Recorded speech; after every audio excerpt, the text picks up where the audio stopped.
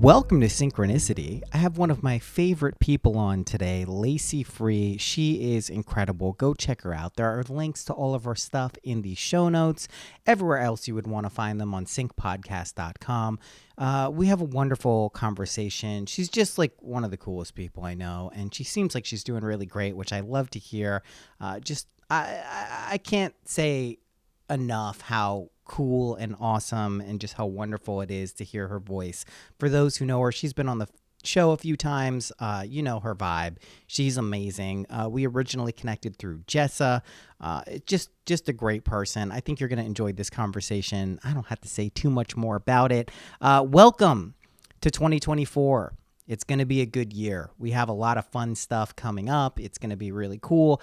Readings are open. We are going to be doing the group Imaginal Act either this month or next month. I'm not sure. I was going to send out an email at the end of the year just letting people know what's happening. But I was like, you know what? It's the end of the year. Everyone's kind of winding down. They're buying gifts and all this stuff. Let's just send it out at the beginning of January. So you can stay tuned for that if you're on the Sync email list. Again, you can sign up for that on syncpodcast.com. We're doing a lot of fun stuff. The Patreon is fucking rocking. It is grown exponentially. I think we have like 30% more people on there since November. It's just like people are getting the message. We're actually active there. There's fun stuff. It's cool people. We did a live stream with Sean and Cass a couple of weeks ago. That was really fun. It's just fun stuff, right? We're going to have a fun year in 2024. I'm doing that feeling when posts back again on Instagram. It's just like we're trying to get back into the vibe of like cool, fun stuff. Good times. Crypto is about to pop off. We got the Bitcoin ETF coming. A lot of attention there. Reminder for people who don't know, I have a crypto course. If you've kind of been on the periphery of crypto, you can go and check that out. Links are in my bio on Instagram.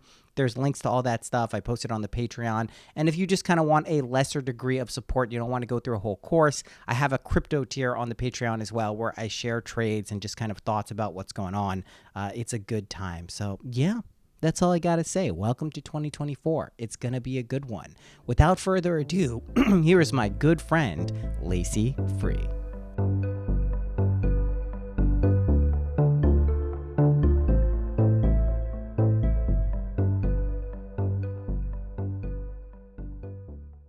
Lacey, thank you for checking in here on the first day of 2024. It's New Year's Day. We got fresh new energy coming in. Thanks for coming on. Happy New Year, Noah. How are you? Oh, how am I? A loaded question. Oh, Ram Dass has this quote that I'm going to totally fuck up. But yeah, like I'm going to really fuck this up. But there's a general essence of Ram Dass in this quote. And it's that the world is completely tragic and sad.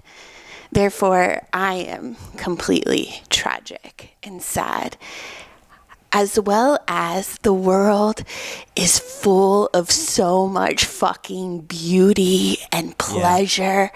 Yeah. And I am simultaneously full of beauty and joy and pleasure. And both of those things exist in my body right now. Yeah, that feels pretty accurate for what we're in right now. It feels like that's definitely the vibe. It's the duality. I guess like for me, like I've become acutely aware of that as well over the past few years. Like there is this kind of dichotomy between extreme awesomeness, beauty, harmony, love, and then just like the horrible tragedy of the flip side of that coin, right? Like, and that's just where we find ourselves in this planet. And I guess trying to appreciate both aspects of that is kind of what it feels like a lot of people who are sensitive to this stuff, that's the way I'd put it, are kind of having to come to terms with or figure out how to like exist in that in a graceful way. That kind of feels like the practice that a lot of us are being put through, and it's not easy. I'll tell you that. It's not always easy. I wish it was a little easier. Yeah, I feel like when I think about it, I make it a lot harder just in myself. And to me, it doesn't even feel like a flip side anymore. It feels like, oh, there's tragedy in this moment. and there's extreme joy in this moment. And they're starting to feel less opposite to me, if that makes any sense. Just like the same thing. Yeah. Just like the same thing. Well, can you describe that? Like how, I think I still am playing the game of opposites, right? Even though I know it's not like a true game, it's not a real thing, it's not like actually what's going on, but I still kind of perceive things as like good and bad, even though I know they're the kind of the same thing. But like, what does it feel like when you're acutely aware that they're the same thing? Like what does day-to-day existence look like and feel like for you? Yeah, so I feel like a lot of spirituality and a lot of religion is still based on the model of punishment and reward.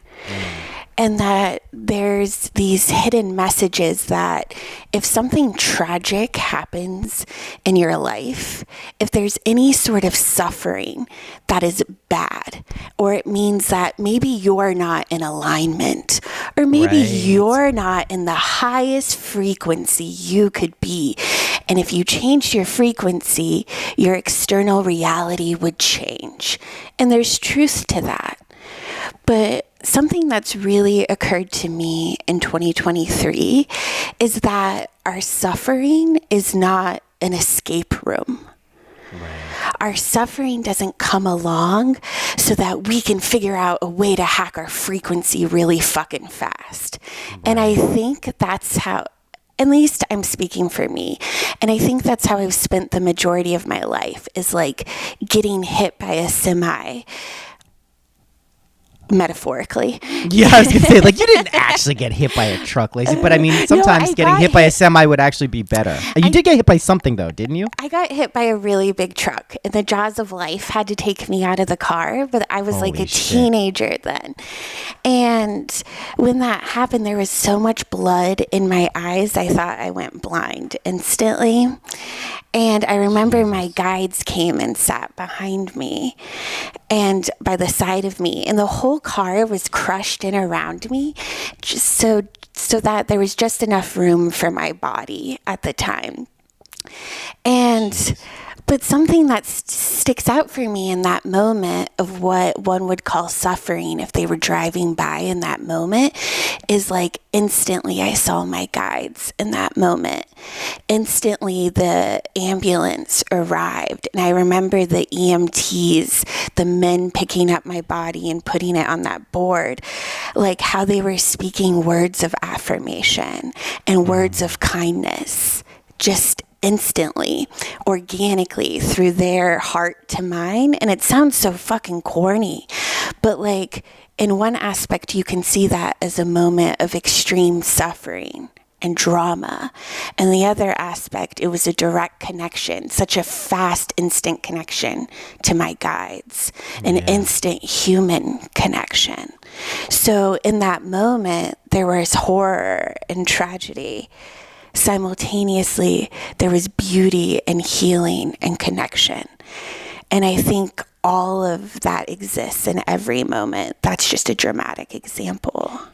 No, I think while it is a dramatic example, I mean, I do think that is accurately portraying what we go through. I think one of the things I've also been kind of coming to terms with, if I want to use that phrase, is that, you know, I for most of my life, I tended to believe that, like, if something was going wrong, quote unquote, or let's say I failed at something, or something didn't align with my expectations or desired outcome, I would view that as a bad thing, as a negative thing. Like, something has gone wrong, this is not done, something is incorrect about this. And then I started to kind of get the message that, you know, maybe it's not. Maybe this is actually an opportunity to kind of reassess that whole mindset as it is. Like, and this is where I started to realize, like, you know, the imaginal acts, manifestation, and things like that. Yes, it's wonderful when you are in a flow state and you can instantly manifest things to your, you know, highest potential and your best vibing, high chakra, you know, whatever you want to call it. But when things don't kind of go the way you wanted to, they also kind of are. they also kind of are presenting you an aspect of reality that I do believe, like, we didn't come to a world where everything is great all the time. Like that, we can all agree. Well, there's very few things that everyone can agree on. I think we can all agree on that. Yes, on one level, everything is amazing and it's beautiful, but our experience of it isn't just pure joy and bliss, right? There is suffering embedded in it. And I don't think that's a mistake. I don't think that's like a flaw of existence that we find ourselves in. I think it's more of like a curriculum, a opportunity to kind of allow ourselves to recognize what's going on here and to try to figure out amidst the tragedy how to find the beauty that you're talking about. So even in something like that, which is such a objectively tragic, horrific circumstance, you were able to see immense beauty and kind of a higher path to spirituality in it, which is amazing, which I think a lot of people, that's just completely lost on a lot of us at times, because we're so desperately trying to find the positive, like the best feeling stuff in the world, and missing this wonderful depth that comes with tragedy. Like there is a beauty in tragedy itself. Like I know there's the famous story of Aldous Huxley's wife used to keep like dead and decaying flowers and organic matter in jars. And yes. It would turn into this horrible, disgusting stuff. And they're like, why are you doing this? And she's like, it's beautiful. It's beautiful to watch this natural process unfold. We forget that this is what we're doing as well. And yeah. I'm like, oh yeah. Yeah. That always stuck with me a little bit. I love that. I've really begun to fall in love with the rotting parts of me this last year, and the rot that exists around us, the decay, like watching what dies, because every death is just a transformation. And something I've recently been trying to hold in myself is to not suffer about the suffering.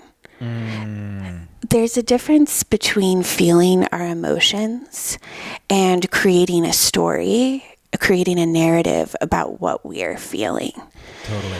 So I got really sick exactly this time last year, and like sick to the point where I like opened my eyes and then couldn't move the rest of my body. Jesus. Like I couldn't walk through an airport. I had to be wheelchaired through the airport and couldn't lift my head up. And a lot of other weird symptoms. And there was this urge to like suffer about my physical suffering and tell myself that I've done bad, or what have I done wrong to create why did this happen to me? Yeah, exactly. And this assumption that, oh, I must not have been in alignment, or I must have some extreme energetic blocks to create these physical blocks. And I'm not saying that isn't true, but I'm saying in the moment, it was so fucking irrelevant for me and my own physical healing. Because talking about my own energetic blocks in that moment would put me in the space of my mind, in the space of my head. And that's different than feeling the grief that I literally needed to feel to surrender to the possibility that I might not be able to walk. And that doesn't mean that I walked around blissful and happy because I wasn't suffering about my suffering. What it means is when I felt the grief, I screamed and cried and punched the fucking wall and yelled. But I would stop myself for the most part when it came to stories around, why is this happening to me? What did I do wrong? Am I possessed? Is it because I've been so abused? You know, even though there may be truth to those parts of the story, but like our mind and our narrative can take us to such different timelines when really, when we're sick, our body is begging us to feel what it's telling us. That is exactly. I often say that like we get multiple opportunities to process energy, right? The first one we're presented with is on the spiritual plane, right? Can we learn these wise lessons we're getting these big cosmic opportunities to process things? The second is the psychological level, right? This is the kind of mental, intellectual processing. This is a very difficult one to actually process stuff, but we are presented this opportunity. The third is the emotional, where we actually feel the process you're describing of feeling the suffering and allowing yourself to experience it. And then the fourth is the physical. If you pass up all those previous opportunities, your body is literally going to go, hey, listen up, you're fucked right now. You're going to feel some physical shit because you're not paying attention, and I gotta wake you up. And this is the way I'm going to do it, because you're not going to be able to take your mind, your feelings, or your psychological stories off of this. But what you're talking about is what the Buddhists refer to as the second arrow, right? So you get shot with an arrow. That sucks, right? No one wants to get shot with an arrow. It's fucking terrible. But the second arrow is lamenting the fact and coming up with that entire narrative of how awful it is that you got shot with an arrow, which is the additional layer of suffering that we tend to place on ourselves. And like, for a lot of what I talk about and just have gone through in my life, it's so much about tuning our vibrations, which is another way of saying catching a mood or suggesting a mood or an idea or a feeling to ourselves and being able to believe that. But if you're constantly telling yourself stories about why everything is so fucked up or why things are so bad and this is the reason that this shit is happening to you, number one, you can't do what you said, which is feel the feelings, which is the point of the stuff we're going through. That is the human experience, to feel the feelings. But you also have very little opportunity to shift your energy to a place that actually allows you to feel the relief or satisfaction or fulfillment that many of us like naturally move towards. And while that may not be our entire experience of existence, it is something we're also learning at the same time too. Like, we do want the feeling of satisfaction and fulfillment, and sometimes just processing grief, sorrow, shame, sadness, anger, these types of things are like, we push that away because it's not culturally appropriate, societally accepted, but like, we have to process that stuff if we want to have any opportunity of actually becoming aligned in a way that feels authentic for us. So yeah, I mean, what you're saying about the psychological stories is like very, very important. Yeah, and you said something just now. You said something about our physical body kind of like yelling out to us that we're not paying attention to it. Yeah. And to me, that part like really hurt me while I was experiencing the pain in my physical body, because I'm like, what? I was paying attention to you. What? I was listening to you. Yeah. The moment I got sick is like I was living on a ranch, like a commune. Yeah, I spoke to you back then. You were like, I'm living on a ranch. And I'm like, this sounds awesome. Yeah, I was like lifting bales of hay in the morning and like had community, and I was doing a lot of birth work and helping mamas and like babies, and it just felt like such an embodied physical experience, as well as doing readings still, and that felt very embodied. So when something went awry with my body, I was like, well, what the fuck? I was listening to you. And I had rage around that because I've been studying my whole life about the metaphysical, the connection between the physical body and the etheric field. And so when that happened, I did create dialogue with myself. And dialogue is a little different than narrative. So dialogue with myself is like me just asking questions to my body. Like, what the fuck is happening right now? And sometimes the answer from my body is, shush, Lacey, just be quiet right now. Just hold me right now. And I've been sick for a whole year. And I shouldn't say like in the presence, because I'm way better now. Good. But there was different phases of the dialogue. And first it was like, just be quiet and hold me. And then the second part of the dialogue is like, you've actually never been held, Lacey. It's not that you weren't paying attention to your body. It's not that you were ignoring yourself. It's that you didn't come here to just live in an individual life. Right. You didn't actually come here to just be a strong, independent woman who can lift bales of hay on a farm. You actually need to be held. And how are you going to be held right now? And who is going to hold you? And it got to the point where I was like drowning. I can't talk. Drowning is cool. We'll go with drowning. I was deeply lost at sea looking for a life raft. And so I had to like reach out wherever I could for people to hold me, when really I've lived most of my life like not wanting to be touched, not even wanting to shake hands. Too much eye contact, not for me. But once you get to a certain point of sickness, you realize you're not independent in this life, and that no one is. Yeah. And each of us come to this moment of dependence on the other, or moments. And I could see that as something horrific, but it turned into something beautiful. And I finally learned how to lean into a hug. And I'm talking about a literal hug. I've spent most of my life, when people come for the hug, like I have family members who make fun of me, and they say I hug like a goat.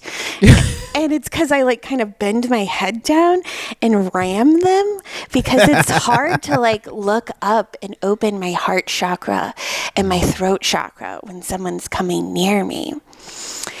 And I can hold space for the other so well. And I learned that. I don't know. I can't talk right now. It's all good.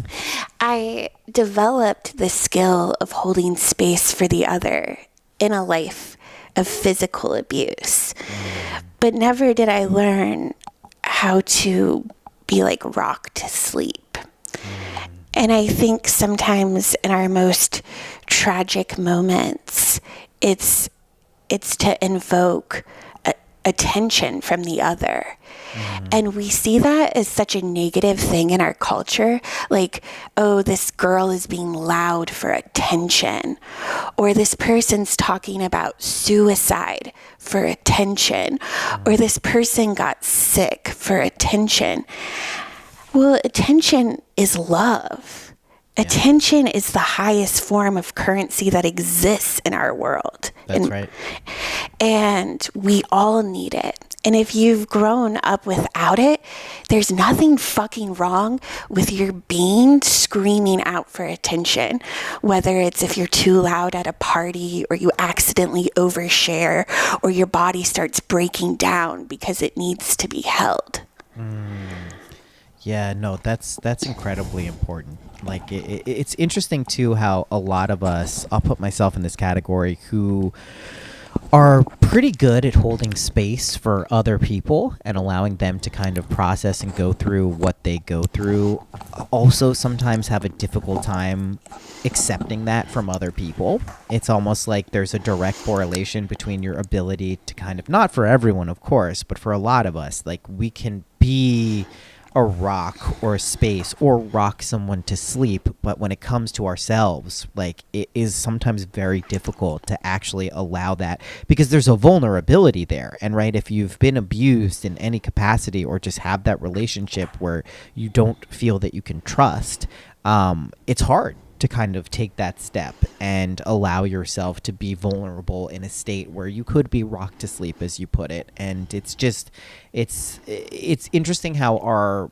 quote unquote problems and issues directly point to the opposite, which is the solution, or the things or the areas of our life that we're trying to work on. And I think a lot of it is recognizing that, like, that's not a mistake. That's not a flaw. That's not a fucked up quality of existence. It's just a functional aspect that can really show us some deep, important things about ourselves. And then the other thing you mentioned that I think is really important, because these are all the downloads I've been getting about 2024, 25, 26, 27. It's so much more about coming together as community, as small groups of people, as larger groups of people, because we don't find ourselves in a planet where it's our isolated existence. Yes, we only have our consciousness and our own individual filter that we perceive the world through, but there are all these other beings around us. And again, that's not a mistake. It's not a weird kind of fuck up of reality. It's that there's a reason those people are around, and that connection that we can uncover the kind of divinity in others and in ourselves at the same time is like actually a pretty elegant structure for recognizing that, not some weird fucking mistake or aberration about like how things are in the world. Like, oh, it's so horrible that this is. It's like, no, this is an opportunity. Like, this is a wonderful opportunity. Yeah. And you said that, well, a lot of people have said this to me, and it's like, oh, you don't know how to receive love. You don't know how to receive help. And that notion, that question, I fucked myself up with that a lot. Because I'm like, am I pushing help away? Am I sabotaging of relationships? And then it got to this point where I felt like I was keeping a scorecard and calculating my relationships and interactions. And I'm like, oh, what did I do wrong? Because this person doesn't love me. And what came up for me in that, with also, I went to school for social work and psychology, and we took courses on counseling for marriage, like couples counseling. And there would always be someone in the relationship who felt, okay, I'm fucking this part up. But there's always like a maximizer and a minimizer in the relationship. Someone who's trying to maximize the time, the connection, and someone who's trying to minimize it, you know, like sort of the avoidant and the connection. And I felt like I was just sort of a maximizer with everyone, trying to like maximize it, trying to create the best experience, because I was so hyper aware of what people in the spiritual community would sort of preach about. And it's this energy of like, can you receive? You can't receive. And I don't know if that made any sense at all. No. It makes total sense. Sense. But there was this energy of like, even that I've been punishing myself for, of thinking that, oh, maybe I just don't have love in my life because I'm not on the frequency to be able to receive.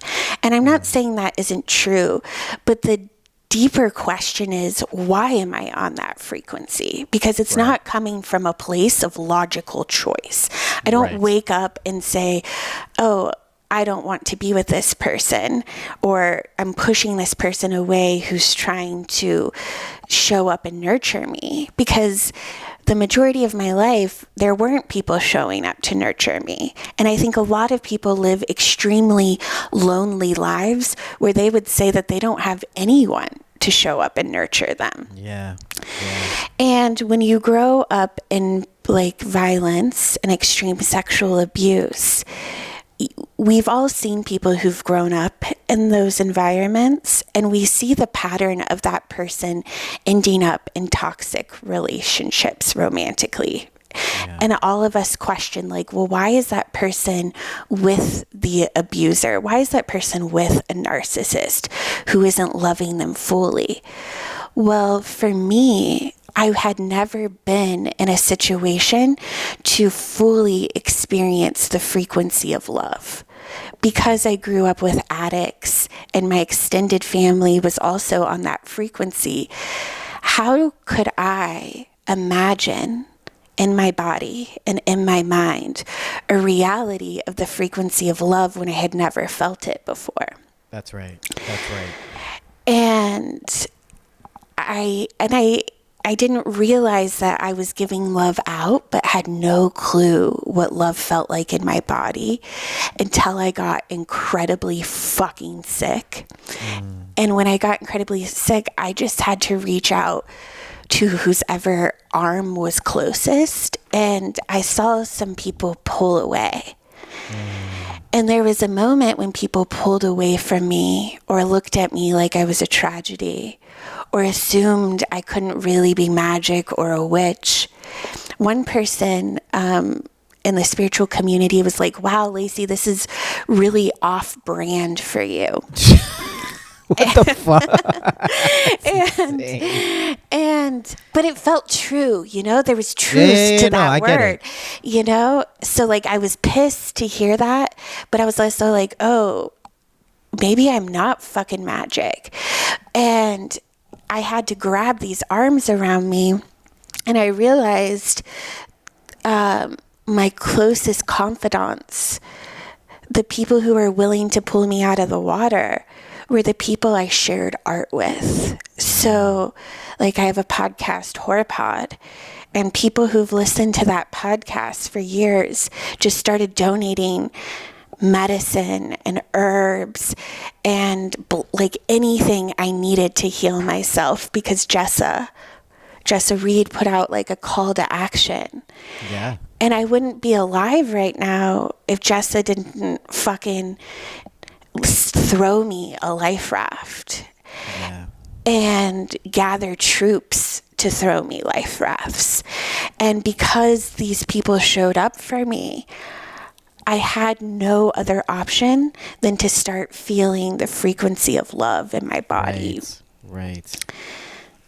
Yeah, I mean, it's crazy that like we give ourselves some of us give ourselves such dramatic experiences and scenarios to like open ourselves up to whatever it is we are desiring to open up to, in this case receiving love. It's like, why couldn't it just be like a more gentle lesson of this? Why couldn't it be like an intellectual understanding? But then we put ourselves through these dramatic experiences of loss, right? In one way or the other, whether that's the loss of health, the loss of finances, the loss of relationship, the loss of career, whatever it is.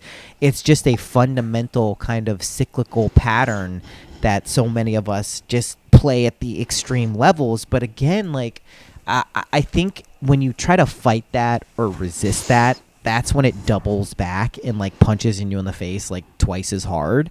And it is just a matter of being like, oh, here's that thing again. Here's that part of my life where this thing is happening. Like, I don't have to fully invest this as the most serious thing, even though it is serious, right? Like when you're so sick that you can just open your eyes and can't move your body and getting wheeled around a airport, that is a serious thing. But on another level, it's our reactions to those things that really determine what we get out of those experiences. So I'm happy to hear that, after a year, you're doing a lot better, but like recognized some of the opportunities and kind of magic that was embedded in this experience for you, because that to me is what it really is about at the end of the day. Yes, there are many lessons you can take from this, a lot of different things, but that opportunity for kind of like integrating or holistically processing who you are as a being is like, that's why we do this game. That's why we're here and playing this weird, crazy existence, humanity type of deal that we're doing. So I mean, I think the reason I like having these conversations so much is you think people can forget that when they're actually going through this stuff. Like, it's so easy to get caught up in the experience of suffering, whatever your experience is at the moment when you're going through it. But just hearing that there is a different way of processing stuff, even no matter how acutely you are in the throes of suffering, that is a lifeline for a lot of people, right? That is the kind of thing that helps people at least see the possibility of the light at the end of the tunnel. Yeah. And okay, are you ready for this, Noah? I'm ready. I don't think I chose it either. And I don't know that I'm here choosing all of my levels in the video game. Totally. I think there's multiple levels of manifestation. And I think that our higher self chooses for us. Oh, for sure. We choose our present self chooses for us and our lower self chooses for us. And sometimes our higher self makes these fucking wild choices that we want to bat against, or we think we should manifest from the energy of our present self. But like, if I consistently manifested from the energy of my present self and got my manifestations instantly, in this moment, I would be so pissed, because you know how like off the mark my ego is sometimes, but like my higher self sees the bigger picture. And I think sometimes in the energy of manifestation, we lose grip of the energy of faith. Totally. And like faith that, okay, this is happening. Okay, I can surrender. Okay, I can ride this wave because I believe of what's on the other side. And maybe what's on the other side is more fucking darkness. And I've always been like this huge advocate for feeling your darkness and seeking darkness in a way. Yeah. But I've never been more love and light than when I woke up and could only see darkness, you know? Right. Yeah. Like, we praise the other when we need praise. We preach God when we need God. Those who scream of peace or pray for peace, those are the ones who need peace the most, you know? Right. Isn't that weird how we do that? Yeah. So like, one thing that came up is it doesn't mean I'm totally out of control, even though I'm not dictating my video game from the presence of choice in this moment. What it means is, again, the energy of dialogue, and to have dialogue with my higher self as I'm in the hospital getting an MRI, you know, and like making peace with the rot, or making peace of my whole life changing in an instant. I just like talk to my higher self, and that provides me comfort. And by doing that, my higher self shows me synchronicities in the moment to let me know that I can have faith of how the path is unfolding. And I would also argue that even in what looked like suffering, I like wasn't really suffering. And that might be debatable, because there were lots of days I was like crying on the floor. So you might think I was really suffering. But I remember at a certain point when my body was really at a low, I was like staying with friends who were like taking care of me, and we were just laughing. Like my life was waking up and laughing with my friends, and going to bed after laughing with my friends all day, and them like holding my hand and making me food, and us drinking tea together. And I had these other two friends who were like going through a breakup and had lots of drama, and they kept calling me about it at this certain point when I was sick.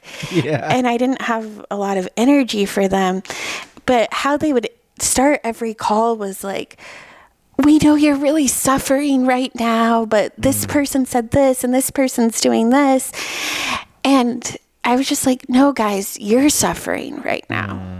Like, I'm okay. My body's hurting, but like, I'm okay. The suffering is where we go mentally. It's like the drama, the chatter. Exactly. It's not necessarily the dark experiences we encounter in a moment.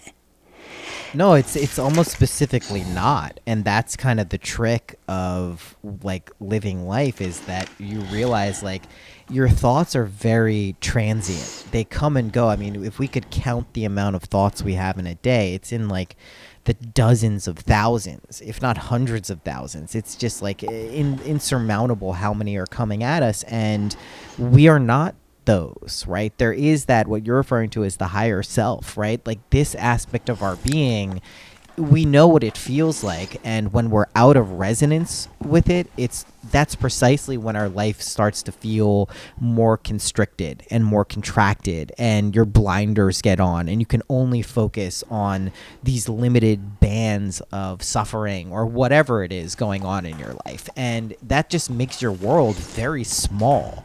And when your world is that small, it's difficult to be open to that broader connection that so many of us like really put a premium on when we get down to it, that like being with friends, being with family, like being able to share the experience of the good and the bad is like what we're doing here. But when we just reduce it to our own personal narratives about how shitty everything is and how here's the other shoe is going to drop and all this stuff, like that's when we perpetuate these situations that, quite frankly, many of us would not want to be in, right? We wouldn't choose to be in these situations. And, you know, the idea of choice is one that I find myself getting into a lot of interesting conversations with people about, because, you know, choice is debated in a lot of ways, especially from our, you know, conscious mind. Like, how much are we actually choosing our experiences, right? And if we could just consciously select every experience we want, you know, many of us, like you said,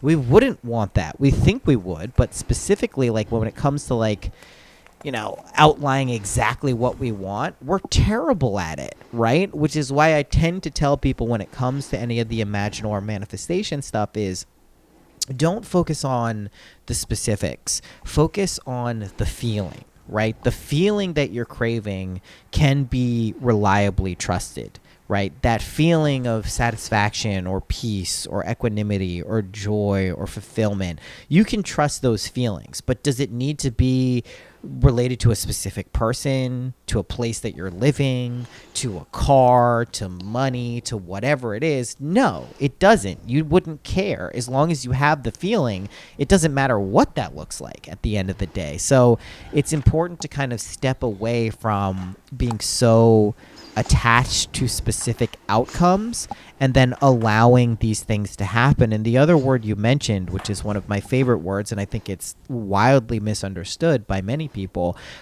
is faith, right? Faith to me is just loyalty to the unseen world. Yeah. That's all it is. That's quite literally what it is. You cannot perceive it with your senses. You can't see it. You can't touch it. You can't smell it. You can't taste it. You can't feel it. But it's there. And when you can trust in that, then that wonderful expectancy comes in. And that's where things get interesting. And that's where those magical synchronicities that reaffirm the path you're on tend to propagate and proliferate. And that's, to me, like one of the most fun parts of being alive, is when you put yourself on that track of kind of magical things and miraculous things happening to you. But it does require like a firm persistence in being loyal to what you can't see, right? And that can be difficult for people. Yeah. Oh, but it's such a juicy, fun dance to be loyal to what you can't see. And you talked about the energy of like some people like choosing really dramatic scenarios to learn the lesson. Yeah. And you could definitely look at me as one of those people. I've had some wild rides in this day, like beautiful ones and terrifying ones. But it's so much the energy of the dark goddess who goes to the underworld to reap the treasures of what's hidden. And we don't want to look at hospitals. We don't want to look at sick people, really. Like, we're all looking at war right now. But it's this energy of like scrolling past it. And I wrote out that in 2023 our greatest internal conflicts would come to the surface. Like every year, I kind of do my own sort of prediction. Yeah. And I was like, all of our like greatest conflicts will come to the surface. And by that happening on an individual level, the old big conflicts galactically and globally will come to the surface too. Mm-hmm. And I thought like mine was illness, or like I like pictured myself like fighting on the street, because I am a little dramatic and grandiose. And okay, I thought I lost you for a second. No, you're there. And I am a little bit, I said I'm a little bit dramatic and grandiose, and then my whole computer like went black for a second. But what I'm realizing is like my greatest conflict, my greatest fucking fear is that like soft intimacy of real love. Of like human, one-on-one, I'm looking into your soul, no one has power over each other, and we're just going to like sit in each other's energy right now. That is so scary to me, Noah. Just talking to you about it makes me want to run so fucking far away. Well, that's the good stuff when you identify those types of things. And I mean, I think embedded in that too is a high degree of presence, right? Like that requires you to be so acutely present in your body, in your mind, in your heart. And I can tell you, I didn't have really any degree of presence in my life until a year ago, and it took very dramatic circumstances of kind of like the sandcastles being washed away in my hands for me to just like understand and begin to move towards being present. And I realized so many of my interactions in life, even with myself, were predicated on what's next, what's coming next, where's the next thing, what am I doing after this, what am I going to do to alleviate this feeling, what am I going to do to feel like that, and it was just like, holy shit, man, like what are you gonna, if this is your constant vibe, when you're done with your life, when you're at the end of your life, what are you going to be looking back on? Just a series of feelings and thoughts related to the future, which is now going to come to an end in this particular like linear timeline. And it was like, shit, I do not want this. And so like what you're talking about is just being like acutely with someone or present with them and like locking and having that human connection. Like it is scary for a lot of people. I think it's jarring to hear from someone that may be like one of their biggest fears, but it's probably one of the most authentic and true things that people could say, like if they're really being honest with themselves, because it requires you to not only be okay with the other person to some degree, but you have to be okay with yourself, right? You have to be able to trust and feel safe with yourself, which for a lot of us, if we're being honest, isn't the easiest thing to do at all times. It can be very difficult. Yeah, and you have to believe you're worth love. Totally deserving of it, yeah. And I don't believe that. I've spent most of my life like truly not believing that. Yeah. And then the answer from everyone else is, we'll just believe that. We'll just love yourself. And I'm like, but what the fuck does that mean? Because I'm showing up for my body. I'm showing up for my mental health. I'm showing up for my magic spirit self. But what does it like actually mean to love myself? And again, it comes back to like, have you felt the frequency of love? And I just am like kind of mind blown right now that I don't think I felt it until very recently. Yeah. Well, go ahead. And I think I sound very convoluted when talking about the energy of manifestation, but I just think it's so layered, and I think it's so fucking real. And even though we're not choosing from our present self, we can work in coordinates with our guides and our higher self to like put us on so many timelines. But for the people who do feel like they're constantly entering a timeline of lack or insecurity or of non-love, like I do believe some of us experience a lot of those timelines because we're supposed to transform it within ourselves. But that's right. But that doesn't always mean that we just jump on a positive timeline after that. No, even if you make that jump cut, it's very rarely sustainable because you didn't kind of go through the steps and revelations that allow it to be fully integrated in your being. And that's why you see a lot of people who manifest these amazing things and then it kind of just like evaporates, and it doesn't actually evaporate. I don't want to make that seem like that's really what's going on, but like you do have to go through the process of like feeling your feelings if you really want actionable change that's sustainable. And that's a huge part of kind of where I've been focusing my energy is like, yes, you can manifest whatever you want, whenever you want. In fact, you're doing it whether you want to or not. Like, that's just happening. But how do we consciously suggest things to that greater part of ourselves, our subconscious, our higher self, whatever we'd like to refer to it as?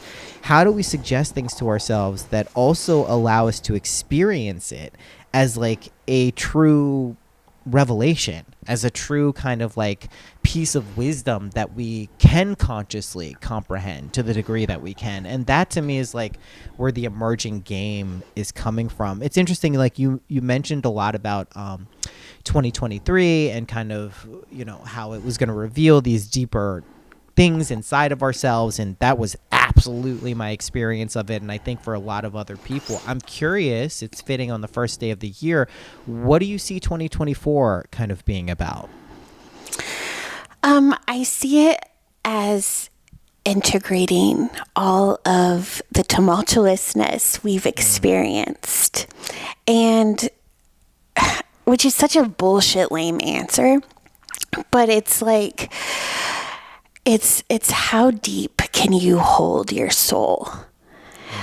Like, how tight can you form, like, can you form a tight bond with this higher self? Can you be held by beings who don't exist on this earthly plane? I think 2024 is truly us in our superpowers.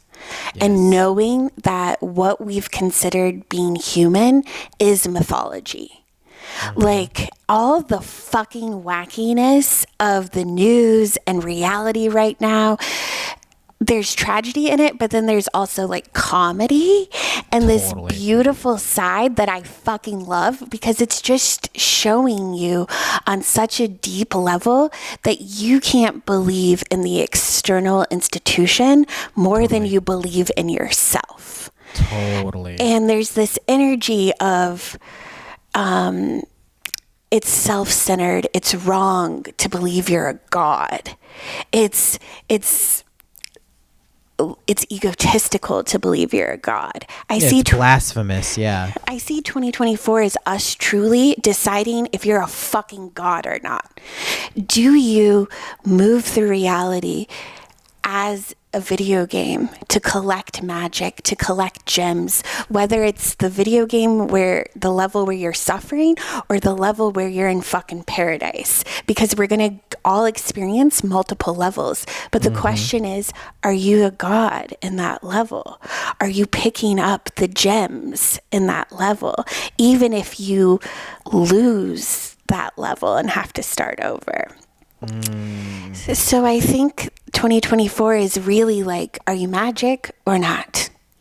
Yeah, and I like how you put it, like, it's a question too. It's not like, oh, this is the year you find out you're a god. That's not really what it is. It's like posing that question to yourself and really like honestly giving yourself some time to process and answer it. Because I think a lot of us, I mean, at least, you know, what I talk about on Synchronicity a lot is that your consciousness by definition is what the Bible and other metaphysical texts and scriptures refer to as God. Like, that's your consciousness. That's literally the creator of your experience, quite literally. And that therefore implies that you are God, you are divine. But actually, intellectually knowing that is very different than qualitatively feeling and experiencing it. And I think the more you can ask yourself that question and whether you really believe it is important, because the second you don't believe that, then you're in the realm of secondary causes.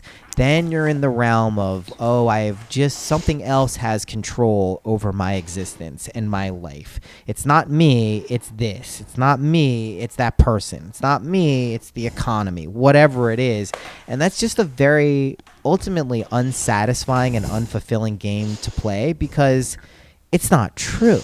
Like, that is absolutely not true. And some people, when they hear that, they get discouraged because they feel like, well, okay, if I'm God and this is like actually what's going on, then why is my life like this? Like, why is my life not the way I want it to be? Why do I feel like this? Why, even if I know this, can't I switch off these thoughts that are kind of showing me that like things aren't okay? And to me, what I've realized is when we get stuck in those loops, it's akin to our body screaming at us that wake up, wake up, wake up. It's trying to tell you that like there's something here that your attention is being asked to look at, and if you don't, you put yourself in this weird kind of like limbo or purgatory where like you are just in this perpetual state of I can't get out of this. And it's not to discourage anyone if you're not in the place of, you know, pure flow and manifestation. It's just to show you you have that opportunity to access that at any point. At any given point, that is always just a thought or feeling away from truly kind of like resonating at that frequency. And that to me at least feels encouraging and inspiring. So I try to stick with that. Yeah. And to be a god, like, I don't really know much about religion, so I might not be the best person for this, but didn't Jesus get angry at some point? Of course. Doesn't God have like feelings and emotion? And just because we have this anger, these feelings or emotion, that doesn't mean we're not God. And like how I showed up for God, as God for myself in my like extreme suffering, for lack of better words, is I didn't see myself as a victim in it, even though there were times where I felt victimized. And that's the difference between creating a narrative of victimization and feeling like a victim in a moment. Because when we really feel it, we can release that feeling of victimization. But like how I showed up as a god for myself is like, okay, Lacey, you feel victimized in this moment right now. And everything in this moment is all moments because time doesn't exist. So there's a root of this victimization that is bigger than you, Lacey, that is beyond you. And there's the root of what caused it in your body. So you feel victimized by being sick right now. Well, the body keeps the score. And your body has been brutalized since you were in the womb. So it makes sense that when you became an adult and got to this point of security within yourself, that it was now safe for your body to fucking break down.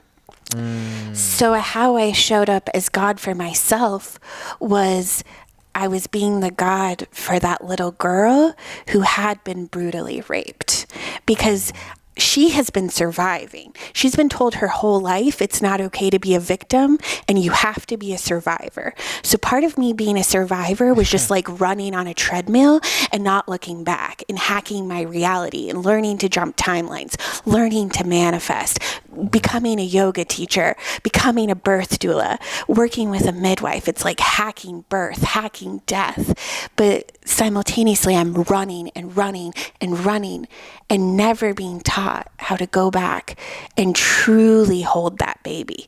I knew how to tell people to do that for themselves, but I didn't do it for myself. Yeah, what comes to mind when you're saying that too, it's one of my favorite things with the imaginal stuff is this concept of revision, which is where you go back into past memories and experiences and replay them in your imagination, but change the emotional and actual perception of what happened. And it has this amazing power and ability to loosen up your present conception of self. And one of the things that like was very transformative for me when I was doing this a few years ago is I went back to like a 5-year-old version of myself, and I found that version. I saw him clearly in front of me, and I just went up and gave him a huge hug. And I was like, I love you. Everything is okay. Like, it's gonna be fine. I know you may be scared now. I know you may not feel right. I know you may not be trusting, whatever it is, but like, I'm here from the future. All is well. You're awesome. You have a lot of awesome people in your lives, and just gave like a genuine heartfelt hug to myself. And while it sounds cliche and corny and new agey and all of those things, I really encourage people to try it because there's such a powerful cathartic element to that when you can offer yourself that, you'd be surprised how quickly it can alter your current conceptions of self. Like, it is a very powerful activity, and for people who've been through incredible trauma like you're describing, I'd say it's especially important to at least try that, not to relive the trauma, but to just allow yourself to kind of offer yourself a hand of peace and like tranquility. Because like you said, time really doesn't exist the way we perceive it, right? We have these clocks and calendars measuring everything, but it is very easy to alter your perception of time with just a few drops of this or a few grams of that. So you can prove it to yourself.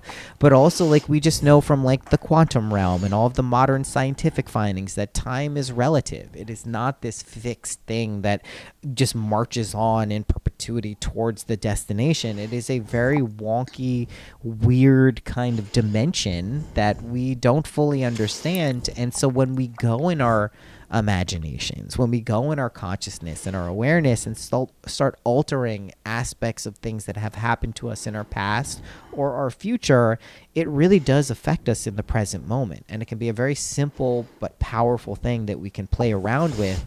And the key there is playing with it. Don't make it this big serious fucking thing. It's a game. Make it a game. Make it a but weird thing. Have you played a video game? I've played a few, not very many, and I'm not good at video games. But the few I've played, no, I get so angry in them, and I scream because I am psychotically competitive, and I don't want to lose. No, we're the same.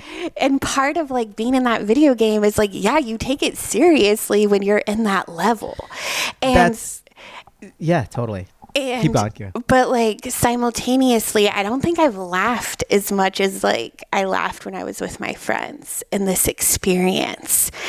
And I preached, like, part of me is so annoyed by this podcast we're doing in this moment because I feel like I'm just saying the same bullshit I was preaching at the beginning of the pandemic. And it's like, go talk to your younger self, go talk to your younger self. And I do these holographic healing sessions, and almost all of them, we go back to timelines of that person's younger self and we bring them healing. And by doing that, you know, we heal that past timeline and heal our current timeline simultaneously. But I wasn't doing it for me. That's the thing. I was preaching it. I was being hypocritical. I was thinking I was good, and I wasn't fully doing it for me, but I couldn't do it for me by myself. And there's this notion, and I think like on the feminine too, especially like millennial feminines, there's this notion of like independent woman, cut off the people who've been toxic in your life. There's no such thing as cutting out the toxic people in your life. Nope. There's no such thing as actual cord cutting, because we are each other, and these cords are constantly going to be weaved through. Yeah, they're representations of who you are too. That's one of the inconvenient truths of recognizing you're a god or your God, is that you can't blame anyone else. You can't say this is this person's fault. They're a representation and reflection of you, quite literally. So if you're going to say this person did this to me, and maybe they objectively did, I'm not discounting that, but you're forever trapped in this hall of mirrors where you're just pointing the finger at another figure in the mirror and saying, oh, it's that person's, but it's just you're pointing at yourself, like, at the end of the day. And that person might represent something that doesn't align with you anymore. That person might represent a fucking darkness in your ancestry or your past, and you may not feel safe to interact with them in everyday life, and that's okay. But to think that you can just do this like candle ritual and the cord is gone, no, because you can still feel them. But like some magic I've been doing with the cords with people who I felt the tragedy of our connection is like putting literal different colors on the cord between me and them. And sometimes that's just like crystal light, which sounds so love and light because it is. Because part of me is that. But like, I can bring healing to the cord that simultaneously brings healing to that person and to me. So I can like envision myself healing with their higher self. I can go into another dimension and have conversations with their higher self. I think a lot that comes back, or a lot of this comes back to the energy of dialogue, of asking questions. Why am I connecting with this person? Why is there tragedy between me and this person? And right now, I just feel this might be stupid of me, but I feel like I can hold space for anyone right now and everyone. And I have, coming out of this dark tunnel, I have this like extreme love for the individual human, because I see I'm not like a math person, but when I download right now, everything's coming to me in numbers and in math. And I'm like literally seeing people as this like the individual as this collection of numbers. And we start out with these beautiful souls, and then the matrix programs all these different numbers into us. And based on that person's numbers, they're operating from a program. And sometimes we hear people running their programs and it triggers our program. It triggers our number. But like my guide showed me, it's because we have an equation between us that needs solved. Like if I'm triggered by another person, it's because we're actually supposed to solve something together. That doesn't mean you put yourself in unsafe situations or you get abused. But for me, it's this practice of extreme radical acceptance of everyone, of every opinion, not this side or that side. It's like, I see your soul. Like, you want to break out of the matrix, quit believing other people's programs, quit believing other people's numbers, and radically accept their soul, and you both break free from the matrix, because that is intimacy. And intimacy is what breaks us out of the program. True connection. Well, you know, it's funny. Like, I will say this, just in this conversation that we've had, we've done a few of these. There is a qualitative difference in kind of what you're communicating and what you're expressing. So I just want you to know, like, I can feel that, and it's very apparent to me. So it's not just the same stuff, because I think we go through these experiences and like we start to get more in touch. We uncover the superpowers that are naturally kind of latent within us. And you are capable of holding space for anyone. And that's a very powerful and precious and sacred position to hold, because not everyone can do that, right? A lot of people can't do that. The thought of that might terrify them and make them recoil in horror, but like, it is a very powerful position. And that connection we have with people, like the people who can facilitate communication and connection, I think are going to be the most important people in the years and decades to come, because we can see kind of what's happening with the digital ecosystems and these layers of consciousness that are kind of fracturing our attention spans and ability to connect with people in real life are being impacted. And I think people who can cut through that and even use those platforms or spheres to kind of enhance connection and communication, just like their roles become very important. If we're using the video game analogy, if like we're in a role-playing game, it's like going and finding that wise wizard or witch and learning the wisdom and teachings. It's like the Yoda figure. You know, those are the people who are going to be revealing aspects of reality and ourselves that are fundamental for us creating a world and living in a world that not only has meaning, but allows us to feel like there is some broader connection and just, you know, something in all of us that is beautiful and is unique and is like not only worth living, but like going through all of the shit that comes with living in a dualistic universe, going into a world of mortality and death and dying and sickness. Like I do believe this is a choice we've made before birth.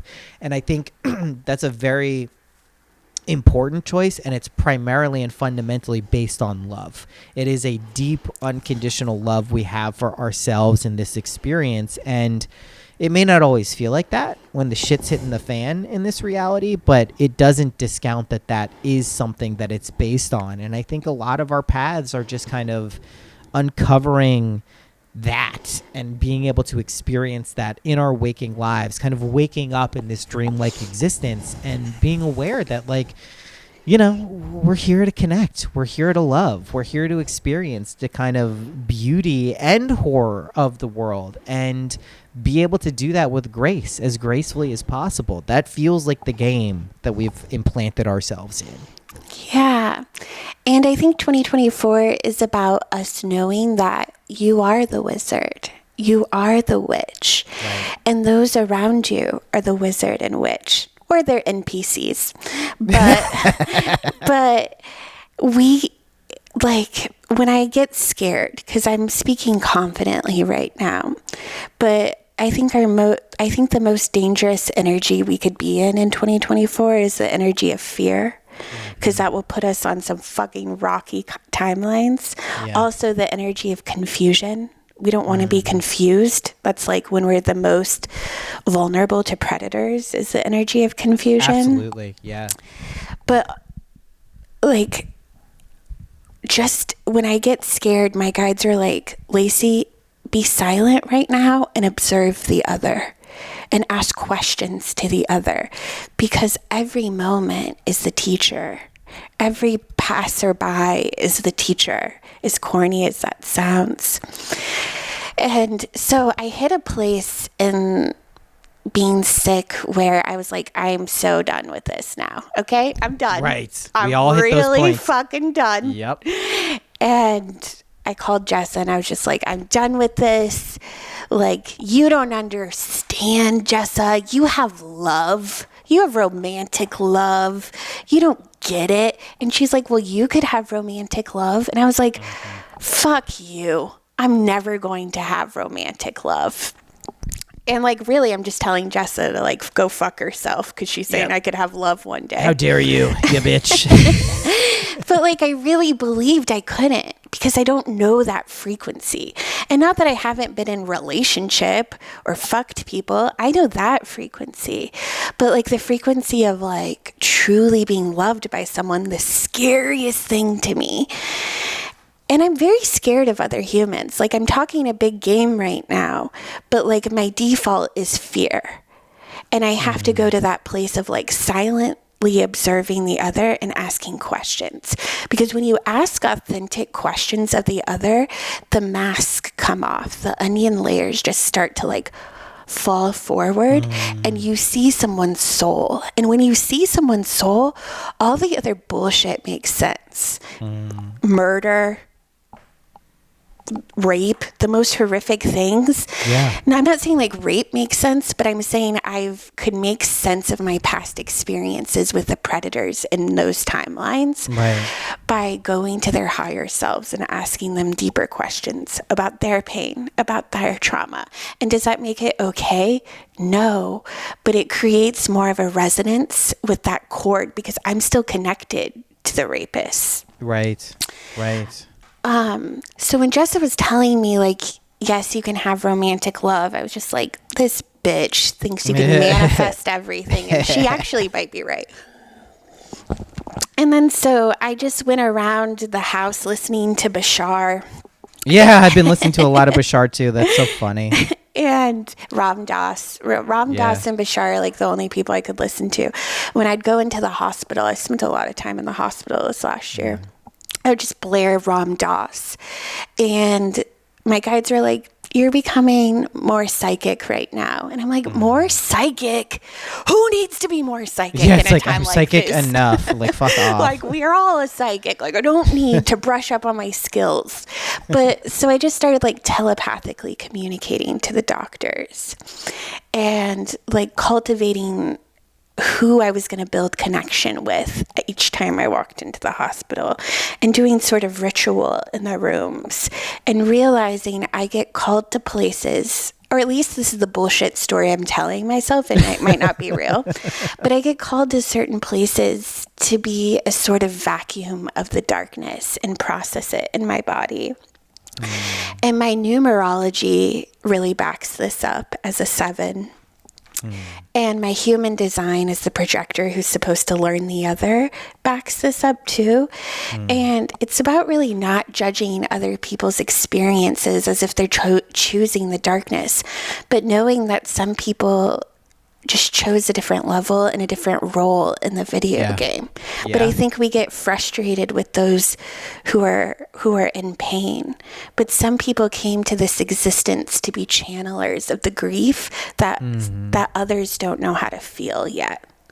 No, we can collectively process things in our body that are happening on a bigger level than us because we are each other.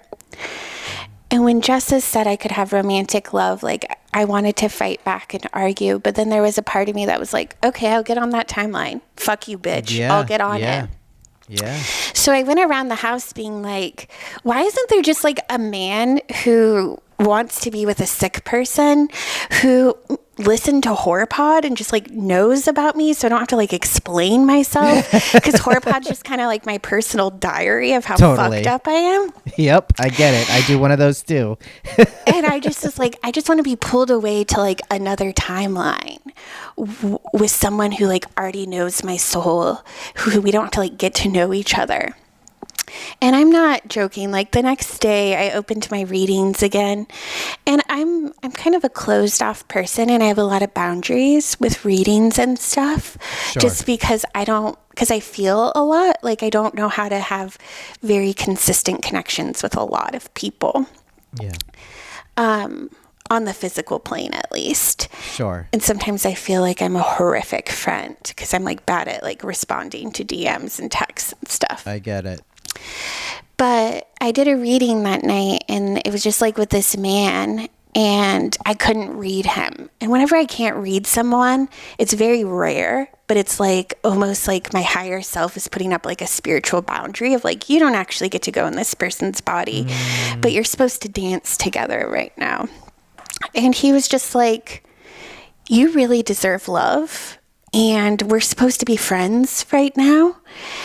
And I've been listening to you talk on podcasts for years, and I'm in love with your heart. Aww. And normally I'd be like, well, actually, to be honest with you, I was like, stalker. Yeah, of course. That's Weirdo. Everyone's natural response to something like that. I'm glad you said that, Lacey. I'm just like weirdo, like I'm just bad at like taking compliments and receiving stuff like that. And I had my cards in front of me, so I just like pulled cards for this person because I didn't know what else to do. Yeah. And it said safe travel, soulmate, and divine connection were the 3 cards. And my body was like, oh, I'm like gonna like know this person, and I've already known this person. And I texted Jessa about him, and Jessa's like, oh, you're gonna live with him. Just like instantly after one reading. And I thought that was a little psychotic. And then we just kept talking for months. And I was sick, and I needed someone to talk to. So I would just cry on the phone for hours every night. Yeah. And he listened to me, and he held me in that. And now I'm like in a full relationship with this person. That's months so amazing. Later. And it's exactly what I asked for. And that's scary to say out loud because, of course, because he could come home in an hour and decide he doesn't love me anymore.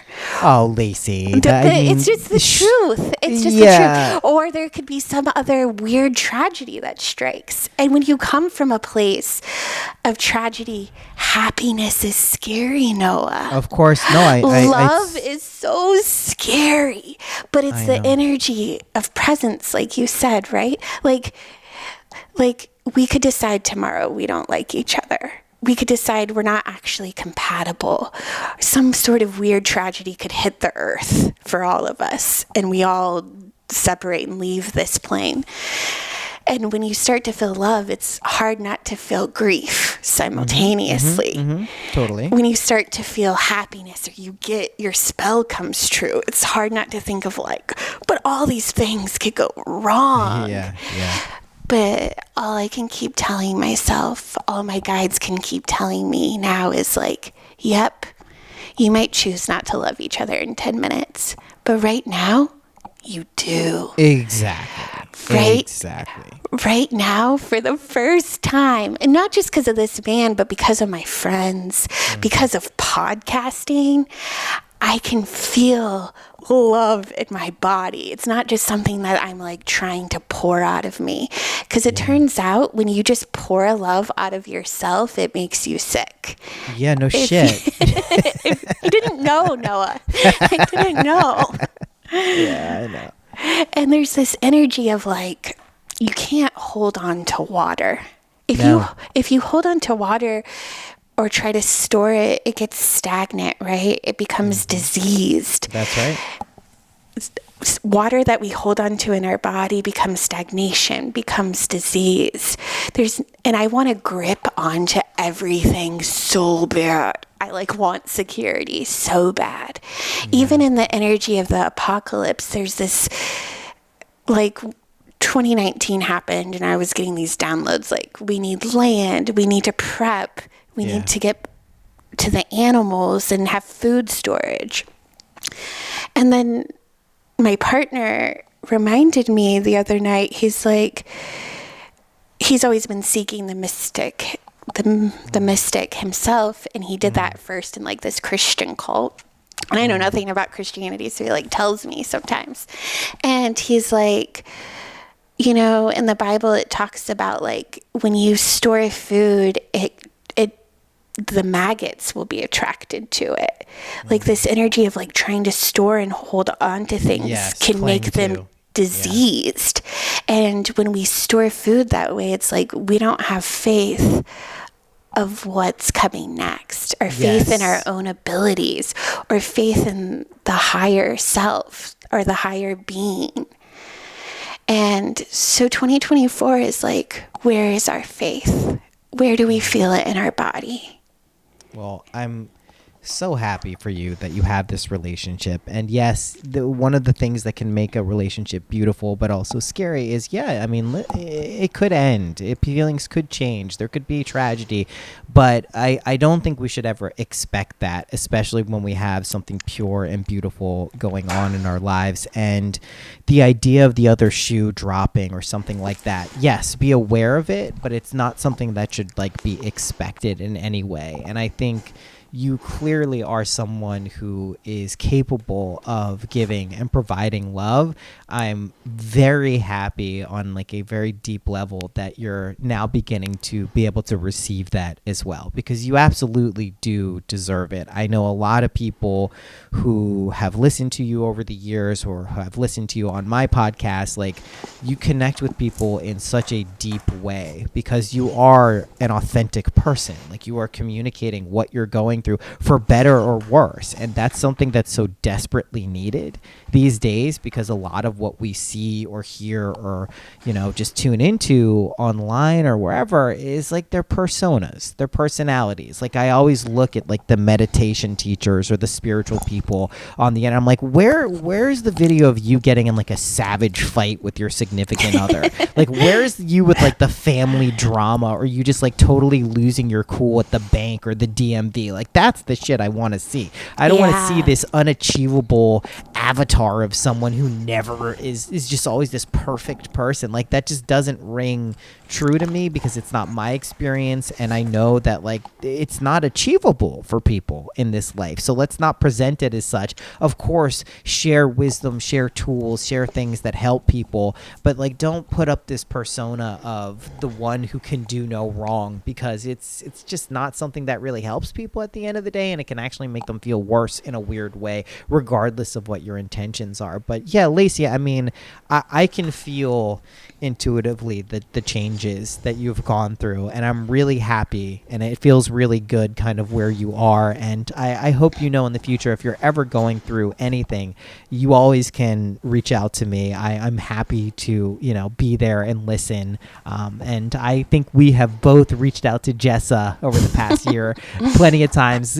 God bless her for listening to us, and she's luckily reciprocated a few times, so it feels like an even energy exchange. But, like, yeah, I mean, that's what we have in this world, is we have this community of like-minded people who really do want the best for each other, and I think that's a very precious and sacred thing. So I'm just very grateful to have you in my life, and for other people to hear and just resonate and connect with you in a deep way, because it's cool shit. What you're doing is very awesome, so I love that. Can you let people know where to connect with you if you're doing readings or your podcast work? I'll put links, obviously, but what's the best way for people to get in touch and kind of connect with you? Yeah, I've been really hidden, but I'm coming out of hiding. Yay. And I'm really excited to be doing readings again. You can book a reading at laceyfree.com. HorrorPod is the podcast. I have a Patreon that I have not been present on in the last few months, and people just still show up and support, and that is fucking insane to me, and beautiful, and such a gift. Well, it's because we love you. I'm a patron. I've been for a long time, and it's not just about getting something from you. It's about supporting people we think are cool. So I'm glad that people Noah. are doing it. Yeah, of course. And thank you for your sweet voice and your consistency with your voice. There's another thing I want to say is two things, I guess. Podcasting isn't just podcasting. It's this sort of underground tunnel of us finding each other. Totally. And the greatest gifts I've received in this life are these connections I've made because of a microphone. Yeah. And the listeners, you, our little, our podcast crew, it's such a fucking gift that changed my life miraculously. Yeah.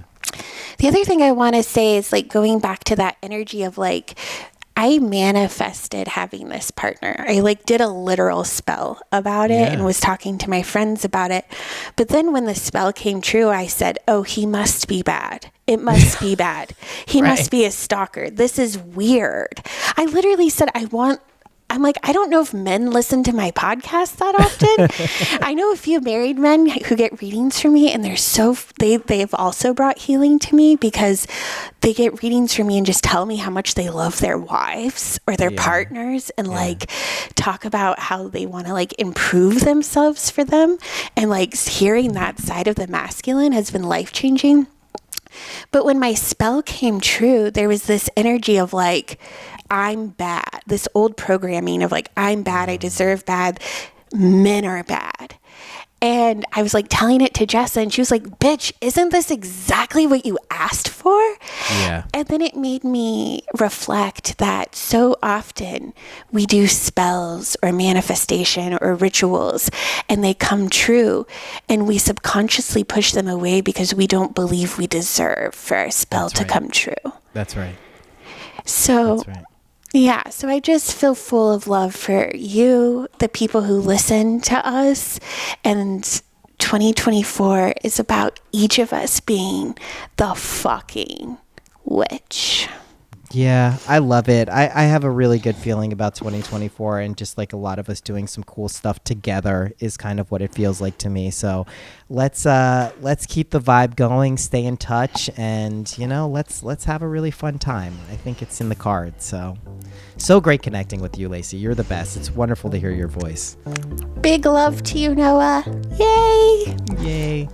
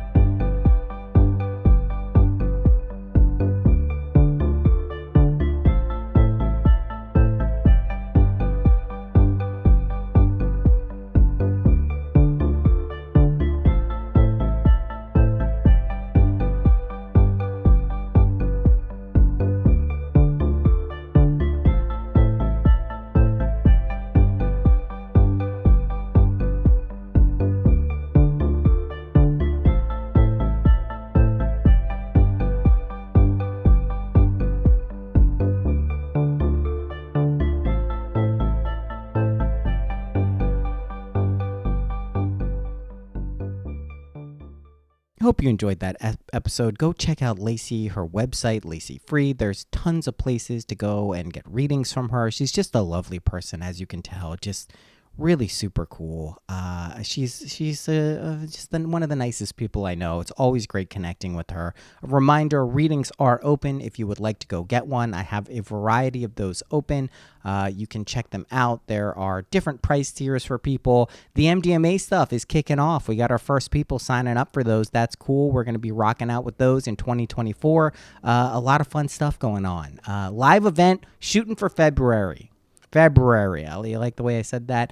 So stay tuned for that. Patrons get discounted entry into that. A lot of other fun stuff. The Patreon, as I mentioned, is rocking. We're having a fun time there. That's patreon.com/synchronicity. We do weekly live readings or audio readings, live streams, bonus episodes every week.